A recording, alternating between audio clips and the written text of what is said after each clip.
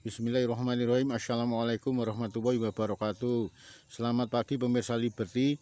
Kali ini Liberty diajak jalan-jalan oleh beliau Kanjeng Gusti Pangeran Haryo Puger, salah satu putra dalam Sinuhun Pakubono ke-12 Keraton Kasunanan Surakarta Diningrat, yang juga adik kandung Sinuhun Pakubono ke-13 Keraton Kasunanan Surakarta Diningrat, di bekas pelabuhan laut dari beliau Sultan Hadiwijaya Joko Tingkir, Bandar Kabanaran, yang pada waktu itu sekitar abad 15 dipakai pelabuhan dari Sultan Hadiwijaya atau Joko Tingkir. Nggih Gusti.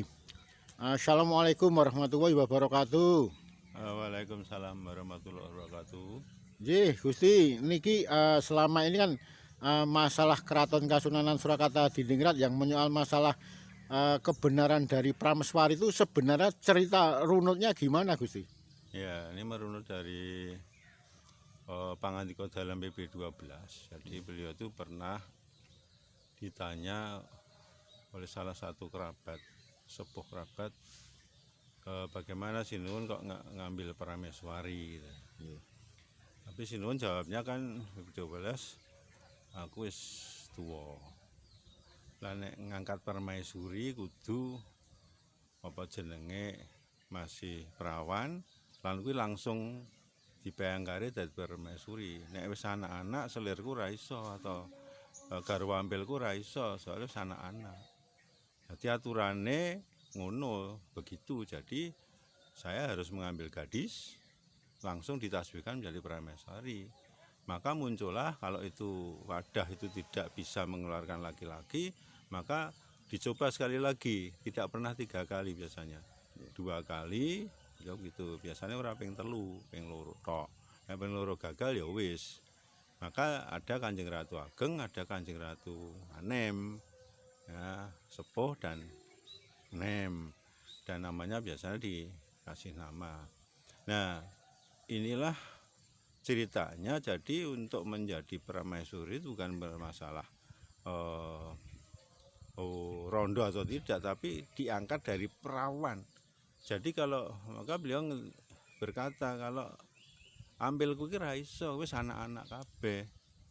Nah, maka kalau ini gagal keluar dari permaisuri anak laki-laki, maka anak tertua dari ampil Sinuhun 12 punya, itu Hangabehi, sudah selesai gitu loh.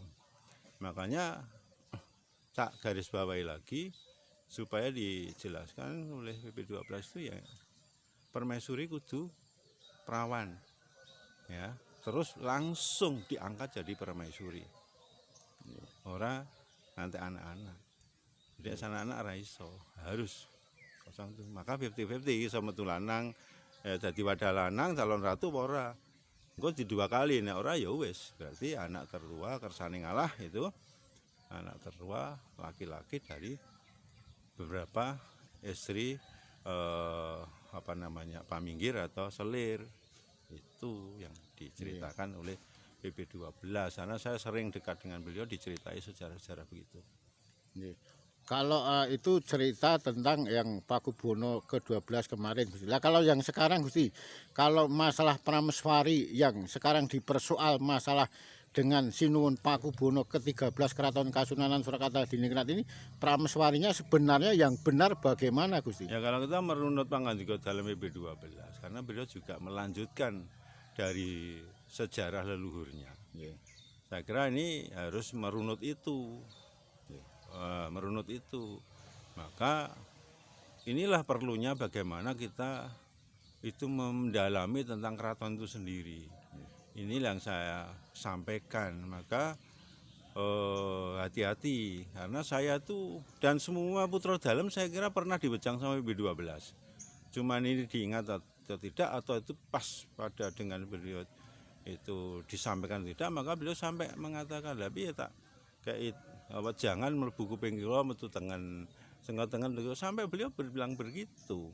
Maka sampai beliau mengeluarkan weca dan ora dolukur itu bencana. Itulah yang sampai dongkolnya beliau sebetulnya. Inilah itu semua, jadi kena, bukan hanya putra dalam, semua kerabat juga kena itu loh. Ini begitu. Nggih Gusti, berarti gini Gusti, mungkin karena kedekatan Gusti Puger dengan beliau Sinuwun Pakubono ke-12 pada saat itu, mungkin Gusti Puger ada semacam pesan-pesan khusus terhadap putra-putra dalem, khususnya yang menyoal masalah Prameswari Pakubono ke-13 ini Gusti. Banyak. Jadi begini, beliau sadar betul bahwa sudah tidak seperti masa PP10 ke sana. Yaitu abdi dalam pencatatan tentang peristiwa ini masih berlaku.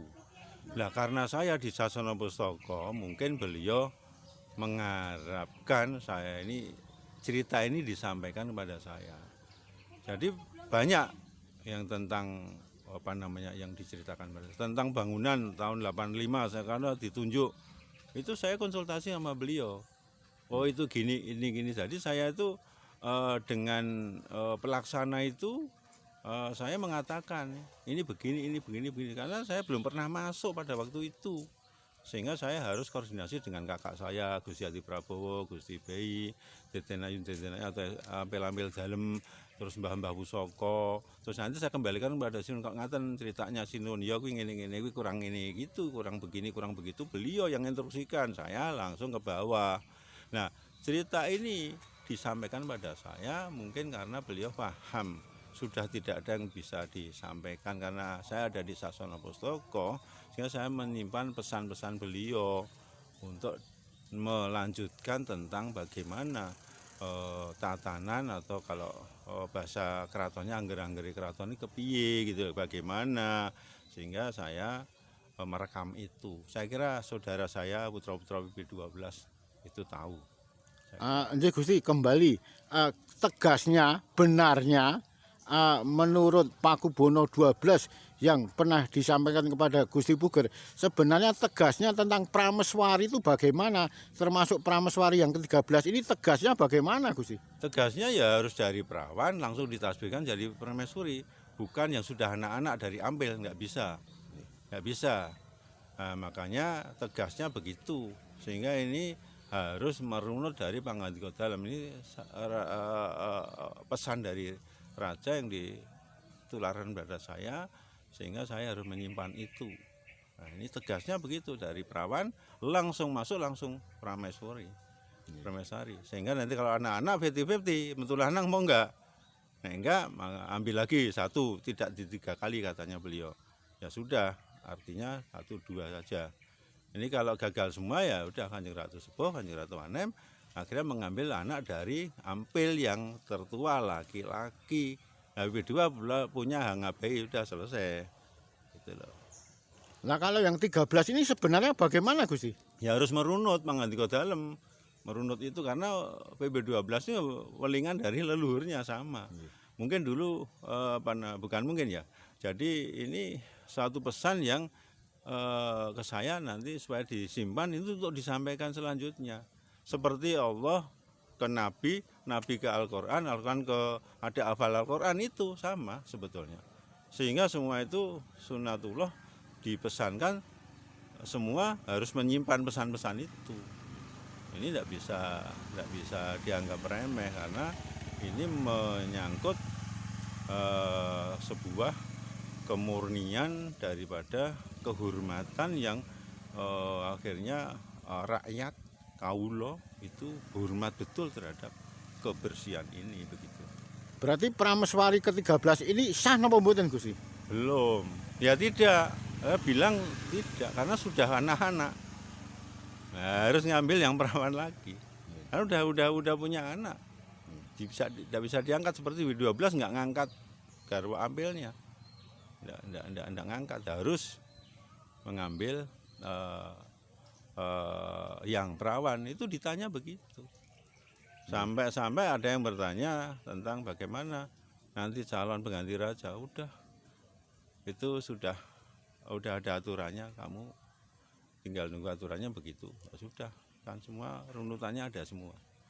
Jadi saya berharap bahwa semua wejangan W12 ini diceritakan kepada putra-putri dalamnya dan juga kepada sahabatnya, yaitu mungkin masih pada barangkali dia merekam ini dawuh-dawuh dalam ini. Nggih. Gitu. Masih ada yang mau disampaikan lagi Gusti? Ya, saya kira yang diceritakan disampaikan oleh BB12 itu yang baku golek ono jati dirimu. Ojo dolanan adeging ratu. Ini penting. Karena kamu siapa, harus bagaimana, di keraton itu bagaimana, ya, jangan pernah bermain-main dengan jumenengannya noto. Tidak boleh. Nggih.